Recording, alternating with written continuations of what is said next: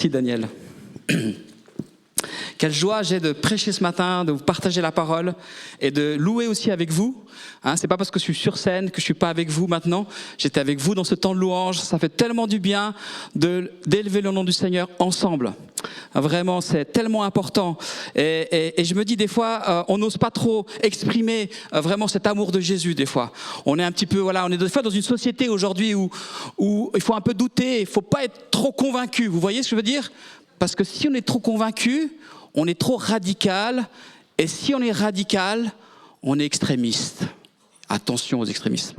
Et je trouve que c'est tellement le contraire avec Dieu. Quand on aime Jésus, quand on aime Jésus de tout son cœur, c'est comme si vous preniez deux personnes qui commencent à être ensemble, et puis que lui déclare sa flamme, ou elle lui déclare sa flamme, et puis il dit « je t'aime vraiment », mais je ne suis pas tout à fait sûr, parce qu'il faut un peu douter de tout. Vous voyez un peu là, c'est un petit peu bizarre, vous êtes d'accord ?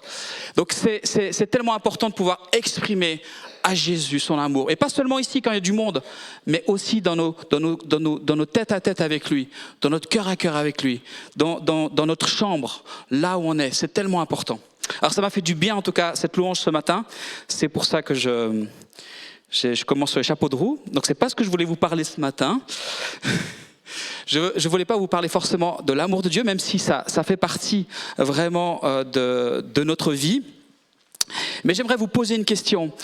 Ce qui est défiant dans notre vie, c'est d'arriver à la fin de notre vie, et c'est comment vous allez arriver à la fin de votre vie, juste avant de partir, juste avant de mourir. Qu'est-ce qui va se passer à ce moment-là ? Est-ce que vous allez vivre dans le regret ? Et je trouve que la plus dure des choses dans la vie, c'est de finir sa vie et d'être dans le regret. Justement, de ne pas être allé jusqu'au bout, de ne pas avoir tout tenté. Peut-être d'avoir été influencé, de dire « j'ai voulu faire ce choix-là, mais dans l'environnement dans lequel j'étais, je n'ai pas eu le courage de... » Et je n'ai pas pu saisir ça à un moment donné. Je trouve que c'est terrible d'arriver à la fin de sa vie et d'avoir du regret. Et j'aimerais parler de quelqu'un dans la Bible qui a senti qu'il allait bientôt partir. Et ça, c'est assez bien quand même, parce que des fois, on ne sait pas toujours quand on va partir. On a eu l'exemple dernièrement d'un homme de Dieu aussi connu dans le monde des églises, Carlos Payan, qui a eu une attaque cérébrale pendant qu'il faisait ses courses. Il est parti comme ça. Pourtant, il connaissait le Seigneur, il aimait le Seigneur, mais le Seigneur ne lui avait rien dit sur le jour de son départ. Il est parti comme ça. Ça arrive des fois. Il s'en est allé subitement. Donc des fois, on ne sait pas toujours quand on va partir. Mais à un moment donné, un homme de la Bible, l'apôtre Paul, a senti que l'heure de son départ était proche. Je ne sais pas comment, ne me demandez pas, la Bible ne le dit pas, mais il l'a senti et il a dit, il faut que je partage à mon fils spirituel, Timothée, ce que j'ai sur le cœur. Un peu le bilan de sa vie. Qu'est-ce qu'il était, qu'est-ce qui vraiment lui laissait un peu son héritage. Et il va dire même, il y a 2 épîtres, donc 2 lettres qu'il écrit à Timothée, son enfant spirituel, son disciple. Il va lui dire, par exemple, garde le bon dépôt, garde les bonnes paroles que je t'ai données. Ce dépôt, ce que je t'ai transmis, garde-le. C'est tellement précieux. Et on va lire quelques versets dans la 2e lettre que Paul dit à Timothée. On va lire les versets 1 et 2 du chapitre 4, et puis les versets 6 et 8. Je vous invite à ouvrir vos Bibles et à lire avec moi ces versets. Donc 2 Timothée chapitre 4, verset 1.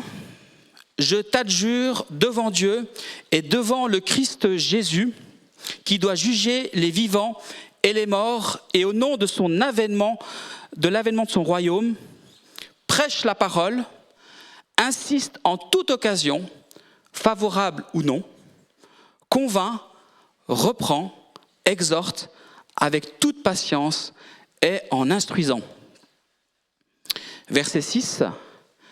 Car pour moi, me voici déjà offert en libation, on pourrait dire en sacrifice, et le moment de mon départ approche. J'ai combattu le bon combat, j'ai achevé la course, j'ai gardé la foi. Désormais, la couronne de justice m'est réservée. Le Seigneur, le juste juge, me la donnera en ce jour-là. Et non seulement à moi, mais à tous ceux qui auront aimé son apparition. Et la pensée particulière que j'avais ce matin, sur laquelle je veux m'arrêter, c'est: j'ai combattu le bon combat, j'ai achevé la course et j'ai gardé la foi.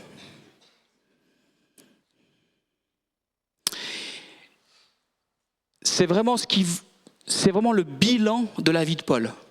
Quand il regarde en arrière, quand il regarde sa vie, qu'est-ce qu'il dit? Qu'est-ce qui ressort? J'ai combattu. J'ai combattu.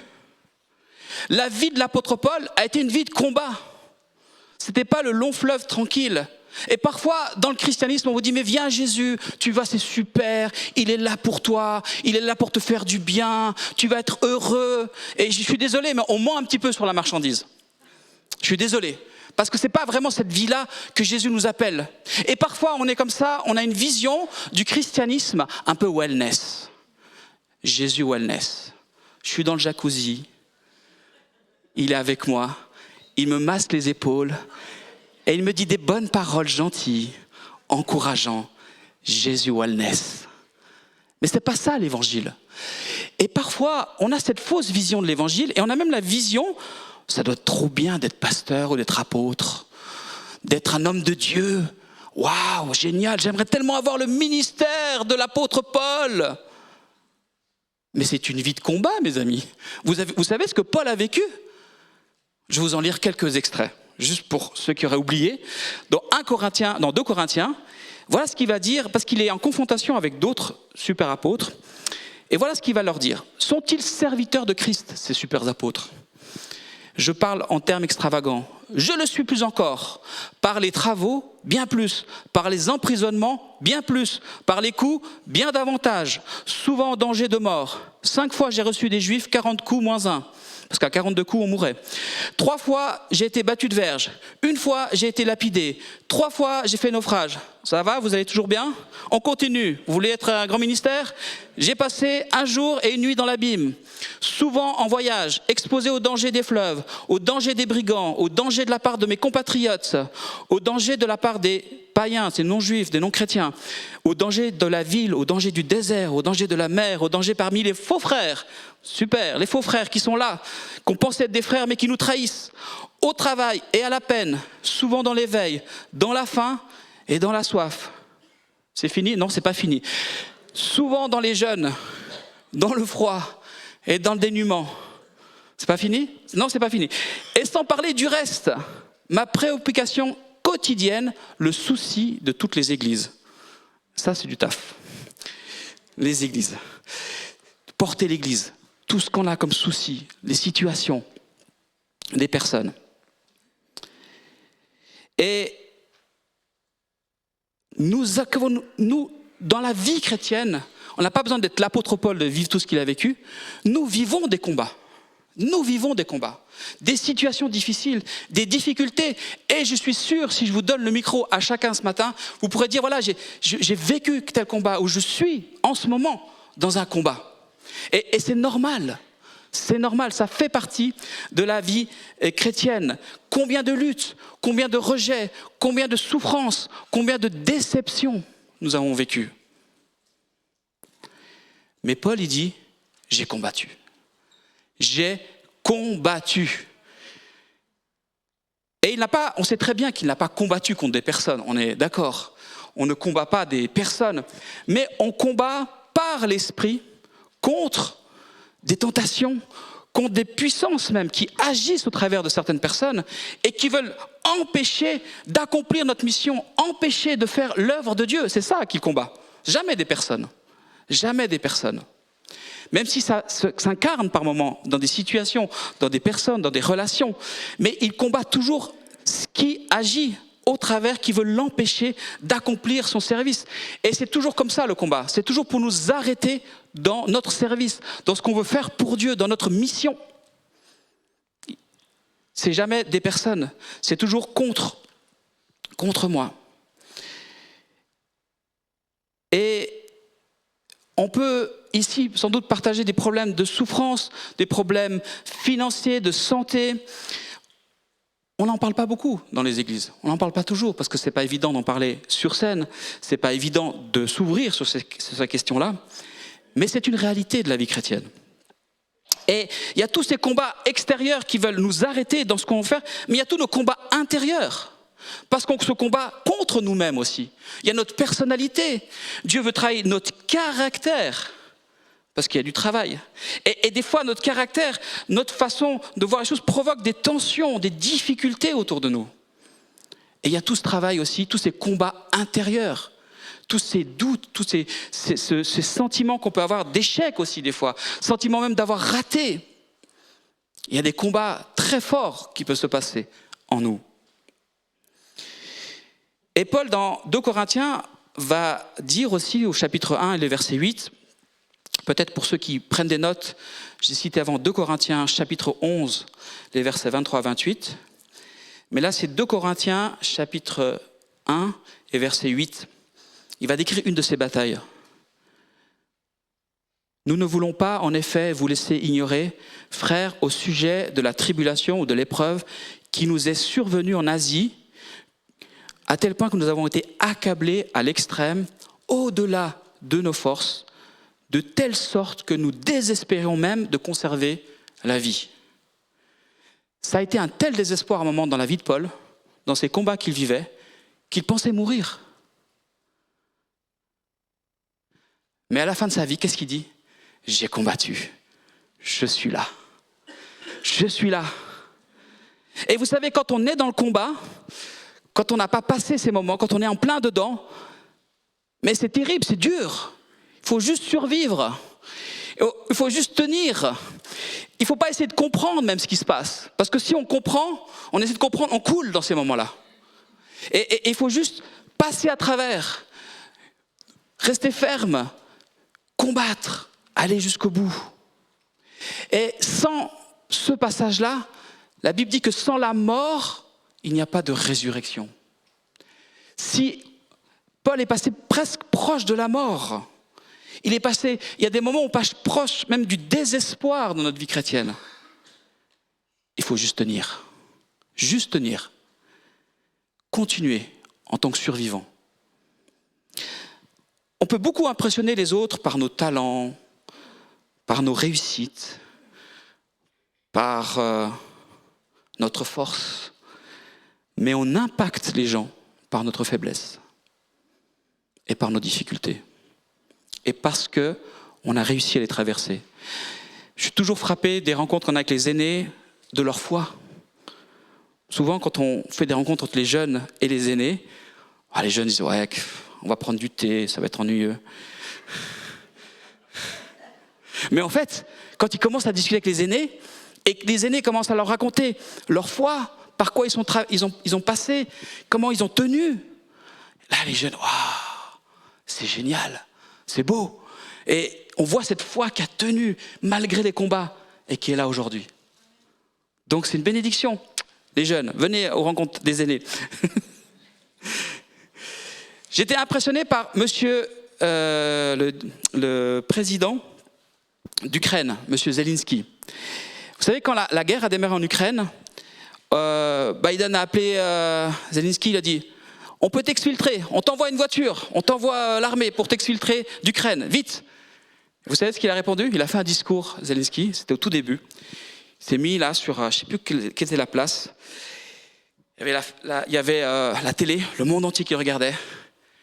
Il a fait « Je suis ici et je n'ai pas besoin qu'on m'envoie une voiture. J'ai besoin d'armes pour combattre.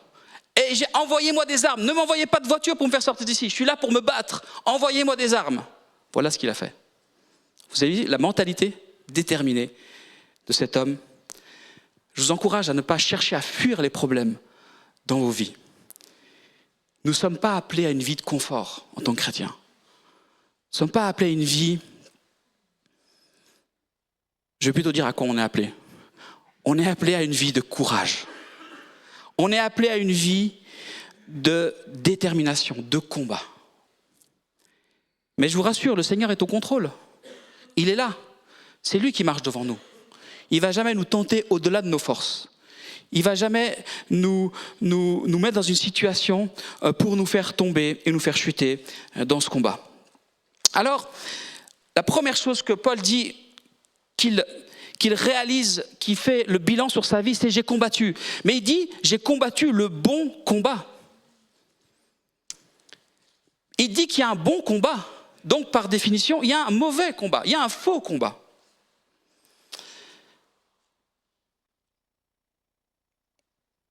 Parfois, on combat pour des choses, et on le fait même pour Dieu, et on le fait de tout son cœur, et sincèrement, mais Dieu ne nous a pas demandé cela. Paul va dire à son enfant dans la foi, son disciple Timothée, dans la première épître aux Corinthiens, à Timothée, pardon, ce sera donc dans Timothée au chapitre 1, et les versets 3 à 4. Lisons ensemble ce qu'il va lui dire. « Comme je t'y ai exhorté à mon départ pour la Macédoine, demeure à Éphèse, afin de recommander à certaines personnes de ne pas enseigner d'autres doctrines et de ne pas s'attacher à des fables et à des généalogies sans fin, qui favorisent la discussion plutôt que l'œuvre de Dieu dans la foi. » Il est en train de dire à Paul, éloigne-toi de ces gens-là, dis-leur de se taire, ils sont dans un faux combat. Ils sont en train, à partir de la Bible, de faire des discussions sans fin, qui n'apportent que des discussions, mais qui n'apportent pas l'œuvre de Dieu dans la foi. Vous voyez ? Combien de fois on a nos dadas, les évangéliques. On a nos sujets. Moi, je me souviens, à l'école biblique, mais on a refait le monde. Mais le monde n'a pas changé. Mais on a refait le monde. Sur des sujets, jusqu'à je ne sais plus quelle heure, on discutait de certains sujets théologiques. Mais aujourd'hui, avec le recul, je me dis, mais quel temps j'ai perdu. Maintenant, je saurais ce qu'il faudrait que j'étudie. Mais je ne suis plus à l'école biblique. Ah mince, je suis passé à côté de ça. Mais qu'est-ce que des fois, on peut se perdre dans des faux combats. Et vous savez, savoir si votre théorie, elle est utile, il faut la mettre en pratique. Servez, vous allez voir, vous allez vite voir si c'est ça ou pas. Parce que parler, ça on le sait faire. Les pasteurs, les premiers. Les évangéliques, on sait parler. Mais faire, c'est autre chose. Vivre, c'est autre chose. Et notre théorie est corrigée par notre pratique. Et attention au faux combat. Attention à discernons qu'est-ce que Dieu nous demande de faire. Discernons, parce que s'il y a un combat, il y a un ennemi, qui est le diable, Satan et ses anges, et on dit que le diable est un menteur. Le diable est un illusionniste. Et s'il ne peut pas nous empêcher d'être combatifs, il va essayer de nous mettre dans un faux combat pour prendre notre énergie, notre temps et prendre pour qu'on n'ait plus même la capacité de réfléchir. Il va nous entraîner il va essayer de nous dévier même de la cible et de l'objectif de ce que Dieu nous a demandé. Et nous pouvons être happés par toutes sortes de choses. Vous savez, quand je peux préparer une prédication, avec les années d'expérience maintenant, je réalise que quand je vais prêcher dimanche, je vais avoir des combats. Mais des faux combats, des choses qui vont vouloir me prendre mon temps, prendre mon énergie, parce que je dois mettre du temps et de l'énergie pour préparer mon message. Parce que moi, je vais pas sur ChatGPT et je leur dis pas quel serait le bon message pour dimanche. Ça se fait dans la prière, on cherche le Seigneur. Et il y a un combat.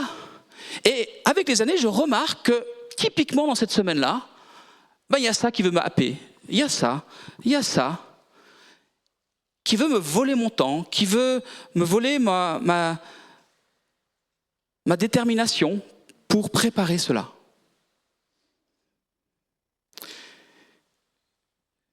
J'étais très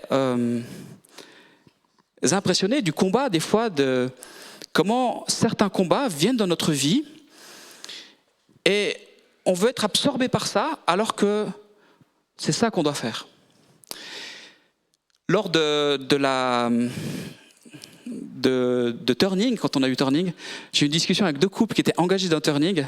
Je ne vais pas les citer, pour pas les mettre mal à l'aise, mais 2 couples de chez nous. Et donc, du coup, on discutait avec les 2 couples, et c'était le samedi, on a eu vendredi, samedi des sorties, et c'était très intéressant de voir qu'ils ont dit les 2, sans se concerter, oh, on s'est disputé dans notre couple là, en ce moment, c'était terrible.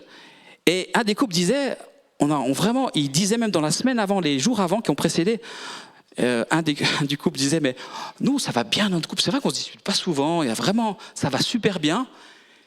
Et le matin même, quand il fallait sortir pour l'évangélisation, ils se sont disputés comme jamais. Et il y en a une personne du couple a dit, mais c'est pas normal là, qu'est-ce qui se passe? Ils auraient pu rentrer là-dedans, et ça aurait été tellement violent qu'ils seraient passés à côté de l'autre combat. Et c'était très intéressant comment Dieu leur a montré que, non, c'est pas normal. Alors maintenant, on va pas rentrer là-dedans. Il y a quelque chose de pas normal là.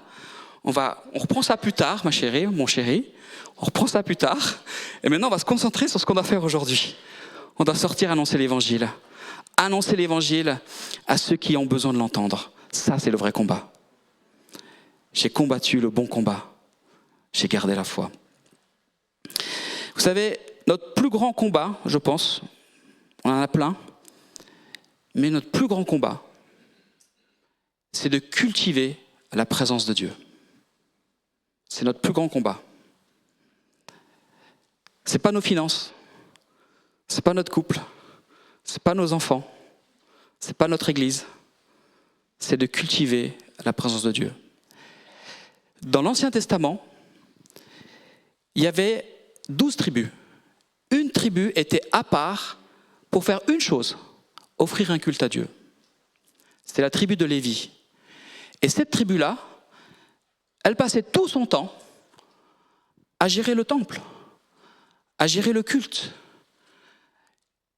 C'était leur mission. Ils ne travaillaient pas. Ils étaient dépendants des 11 autres tribus qui leur donnaient de quoi vivre pour libérer du temps pour apporter un culte à Dieu. Ça, c'est l'Ancien Testament.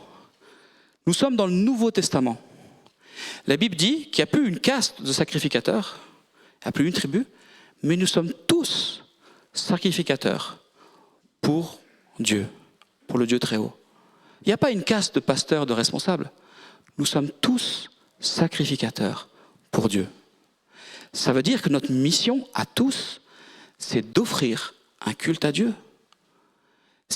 On n'offre plus de sacrifices. On a eu le sacrifice ultime, parfait, Jésus. On offre notre louange, on offre notre adoration, on offre notre temps, on débloque du temps. Quand on vient à l'église, on ne vient pas parce que c'est chouette qu'il y a du café et qu'il y a des croissants. On vient pour offrir un culte à Dieu. L'église, le dimanche matin, c'est le rassemblement de l'église des chrétiens. On vient apporter un culte à Dieu. On vient l'élever. Et dans l'Ancien Testament, quand la tribu faisait cela, Dieu bénissait tout le pays. Parce qu'il y avait un culte qui lui était adressé, il était honoré, adoré. La bénédiction venait pour le reste. Avant d'être des employés, avant d'être des étudiants, avant d'être des chefs d'entreprise, avant d'être un mari, avant d'être une épouse, avant tout ce que vous êtes dans la vie, vous êtes d'abord des sacrificateurs. Amen. Vous êtes des sacrificateurs. Notre premier combat, notre premier appel est d'offrir un sacrifice à Dieu, de se tenir en sa présence, d'être dans le lieu secret, comme on l'a prêché dimanche passé, d'être dans ce lieu secret, seul et ensemble, on le fait aussi ensemble. C'est les 2 dimensions de l'Église, c'est l'unité, l'individualité et la communauté. Mais c'est notre premier combat de rester et de demeurer dans cette présence de Dieu. Dans son livre, Aurélie Tchachou, très drôle comme nom, mais c'est comme ça. Aurélie, j'arrive pas bien à lire son prénom, Tchachou, voilà. Dans son livre, elle écrit « Mon ambition, c'est Christ ». Et voici ce qu'elle va dire. « Les meilleurs se battent pour rester au sommet. Moi, je me bats pour demeurer dans la présence de Dieu. » Je le répète, les meilleurs se battent pour rester au sommet. Moi, je me bats pour demeurer dans la présence de Dieu. Paul va encore dire une chose. J'ai combattu le bon combat, mais il va dire, j'ai achevé la course, j'ai gardé la foi. Il a dit, à la fin de sa vie, qu'il a fini la course que Dieu lui avait demandé de courir. Ça, on va revenir sur la course. Mais il a gardé la foi. Vous savez que c'est ça que Jésus nous demande. Il ne va pas nous demander plein de choses à la fin de notre vie. Il va nous demander, est-ce que tu as gardé la foi ? Jésus est notre exemple. La Bible dit qu'il est l'auteur de la foi, c'est lui qui la suscite en nous, et il est celui qui la mène à la perfection, à la maturité et à sa finalité. Donc Jésus est celui qui commence notre foi et qui la finit. Donc Jésus, on doit garder cette foi en Jésus jusqu'au bout. Et Jésus est aussi notre exemple. Lui, il l'a fait jusqu'au bout. Il est allé au bout de sa mission. Il a fini ce que Dieu lui avait demandé. Et ce que Dieu a demandé à Jésus, il ne va pas le demander à toi, si jamais. Il va nous demander à chacun des choses différentes. Et d'ailleurs, ce que Jésus a fait, on ne peut pas le faire. Et il a fini sa mission, il a fini sa course. Jésus, il est allé au bout. C'est notre exemple. Et il nous a apporté le salut, grâce auquel nous sommes là ce matin. S'il n'était pas allé au bout, nous ne serions pas là.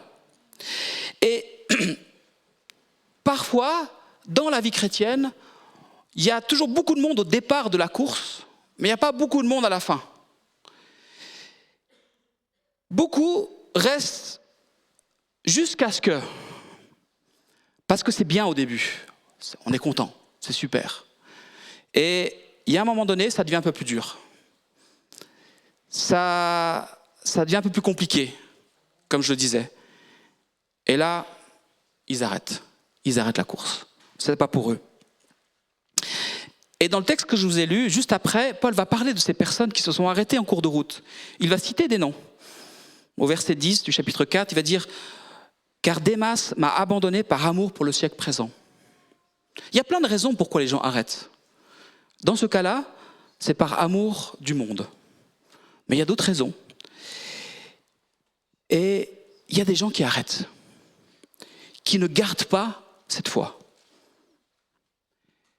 Et on est dans une... Aujourd'hui, ce qui me fait réfléchir, c'est ce que je vois autour de moi. Qu'on arrête, avant, on n'était plus chrétien, puis on vivait sa vie. C'était clair, c'était un peu blanc-noir, vous voyez ? J'ai marché avec Dieu, puis en fait, je veux plus de tout ça, je me suis trompé, je vis autre chose. Ok, pas de souci. Mais aujourd'hui, ce qu'on voit, il y a un phénomène qui est nouveau, c'est je veux plus de l'église, où il y a certaines parties de la Bible, je veux plus, mais je suis toujours chrétien. Il y a un problème. C'est-à-dire que la foi que nous ont transmis nos pères dans la foi, ils en rejettent une partie. Ça, je veux pas, mais je suis toujours chrétien alors. Et puis, je rejette l'institution, ou certains dogmes, ou certaines choses. C'est bien, c'est commode aujourd'hui de rejeter l'institution. Tout ce qui est institutionnel et enfermant, tout ce qui est trop affirmé. Mais il reste chrétien. Est-ce que ce sont des chrétiens si on prend une partie de la Bible, on l'enlève, ou une partie de la foi, on l'enlève ? Question que je pose. Petite parenthèse fermée. Dieu, ce qu'il nous demande, est ce que Paul réalise, il dit, mais j'ai gardé cette foi-là.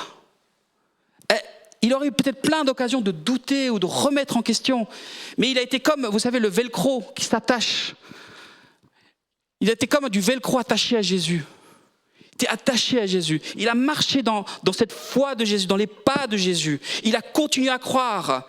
Et Jésus ne nous demandera pas à la fin de notre vie si on a jeûné, si on a ouvert des églises, si on a fait ci ou ça. Il dira, est-ce que tu as gardé la foi ? Voilà ce qu'il va nous dire.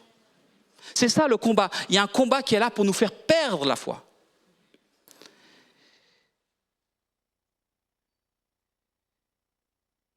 Dans 1 Pierre, il est parlé, je ne vais pas lire, je ne vais pas citer parce que le temps passe trop vite. Et dans 1 Pierre au chapitre 1, vous lirez au chapitre 1 de l'épître de Pierre, et au verset 7 à 8, il est parlé de cette foi qui va être éprouvée, bien plus précieuse que l'or. L'épreuve, c'est pour éprouver notre foi, pour qu'on garde cette foi-là. Et il va dire, c'est cette foi-là qui va vous faire tressaillir d'allégresse devant le Seigneur. C'est cette foi-là que vous allez présenter à Dieu. Il va même dire, en remportant pour prix de votre foi le salut de vos âmes. Si je suis sauvé, c'est le plus important. Tout le reste est secondaire. Il est là le combat. Et dans Jean 6, quand les disciples, Jésus est avec ses disciples, les versets 28 à 29, que ferons-nous afin de travailler pour les œuvres de Dieu? Ils posent cette question à Jésus. Et qu'est-ce que Jésus leur répond? Qu'est-ce qu'on doit faire, les œuvres? Ce qui est l'œuvre de Dieu, c'est que vous croyez en celui qui l'a envoyé. Ça, c'est l'œuvre de Dieu. C'est tout. Pas besoin de chercher ce qu'on n'a pas à chercher. Ce que vous savez dans la vie chrétienne, et je pense que Paul, c'est ce qu'il a vécu quand il a fait le bilan de sa vie, il a perdu beaucoup de choses. Il a perdu des amis, il a perdu des choses, il a perdu peut-être une situation, il a peut-être perdu par moments sa réputation. C'était un juif élevé dans le judaïsme, qui était, on pourrait dire, vraiment très très bon dans le domaine. Je veux dire, dans la Torah, élevé dans la Torah, il savait, il aurait pu avoir une carrière comme jamais. Une carrière, il a tout perdu. Mais il a dit une chose, à la fin de sa vie, j'ai gardé la foi. Amen. J'ai gardé la foi. Ne vous focalisez pas sur ce que vous avez perdu. Focalisez sur ce que vous avez maintenant gardé. Espérant contre toute espérance, il crut, c'est Abraham, et devint ainsi père d'un grand nombre de nations. C'est dans Romains 4, verset 18, il parlait d'Abraham. Abraham, c'est le père des croyants. Le père dans la foi, c'est de lui que nous sommes sa descendance. Et qu'est-ce qui s'est passé maintenant? Il a espéré contre toute espérance. C'est-à-dire qu'il a gardé la foi alors que c'était le contraire qu'il voyait. Dieu lui promet un pays, il y a des habitants. Dieu lui promet une descendance, sa femme est stérile. Et il a cru ce que Dieu a dit alors que les éléments contraires imaginaient. Ça, c'est la foi. Il a gardé la foi. Espérant contre toute espérance. Dieu nous invite à garder la foi dans ces moments-là, à continuer à dire que Dieu est bon alors qu'on ne voit pas sa bonté, à continuer à dire que Dieu est tout-puissant alors qu'on voit ce qu'on voit. C'est ça le combat, mes amis, que nous avons à relever.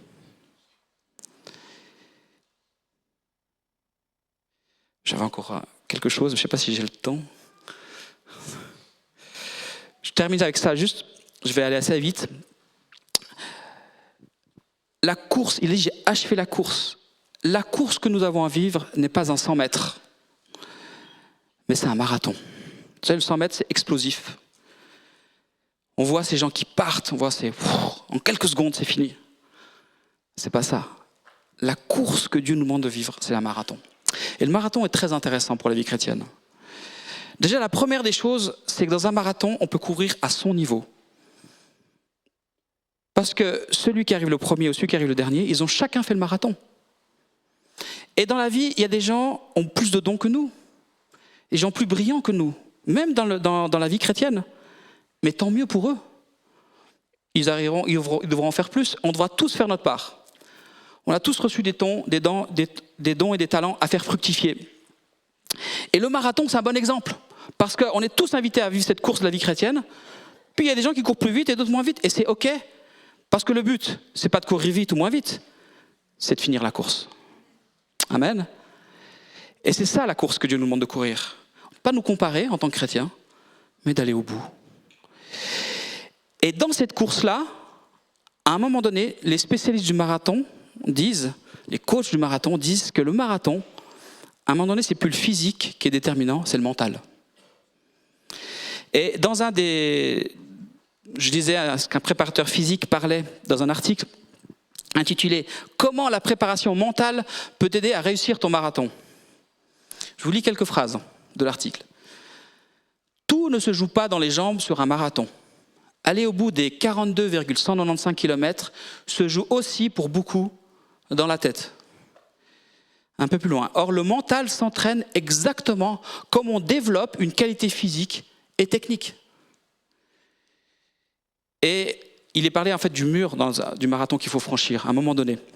Et le mur du marathon n'est pas une fatalité, loin de là, seulement à un moment de la course, lorsque le physique décline et que ton cerveau t'ordonne de ralentir, le mental doit prendre le relais. C'est pourquoi il est important d'avoir entraîné ton mental de la même manière que tu étais entraîné physiquement. C'est incroyable pour la vie chrétienne, ça. C'est incroyable de se dire que c'est exactement ce qu'on doit faire, nous, en tant que chrétiens. Vous savez que c'est ce que Jésus a fait pour remplir sa mission ? Non, il n'a pas eu un coach préparateur physique, hein, je vous assure, pour faire un marathon. Il a eu un seul coach, c'est son père. Et vous savez que c'est ce que Jésus a fait ? Parce que souvent, on se dit, mais Jésus c'est Dieu. C'est facile. Bah, c'est Dieu, il est allé au bout de la mission, il est mort sur la croix, il a été dans toutes les oppositions. Mais Jésus, il était aussi 100%, il était un être humain. C'est Dieu qui s'est incarné, qui a pris. Il s'est limité, Dieu a limité même sa divinité. Et Dieu a pris un corps humain avec ses limitations et ses faiblesses. La seule chose qu'il n'a pas pris, c'est le péché. Il n'a jamais péché. Donc, il a connu la faiblesse humaine. Il a connu la fatigue. Il a connu les attaques dans nos pensées, le mental. Mais bon, il est allé au bout. Amen. Il est allé au bout. Mais la pression était forte à un moment donné. Parce qu'il était dans ce marathon de sa mission, qui était allé mourir à Jérusalem pour y mourir et ressusciter. Et il est là dans le jardin de Gethsémani, la pression est tellement forte qu'il dit à son père, mais Seigneur, il n'y a pas une autre solution ? Il n'y a pas une autre solution. Si tu pouvais éloigner de moi cette coupe qu'il doit boire, c'est la croix. Parce que c'est plus que physique, c'est une pression spirituelle qui est sur lui à ce moment-là. Le péché de l'humanité qu'il doit porter. Il a été fait péché, dit le texte. Il a porté les pires péchés que l'être humain porte, que fait l'être humain. C'est terrible ce qu'il devait porter à ce moment-là. Seigneur, je ne vais pas arriver au bout de la course. Père, il n'y a pas une autre solution ? Et heureusement, ça finit bien. Il dit non pas ma volonté, mais ta volonté.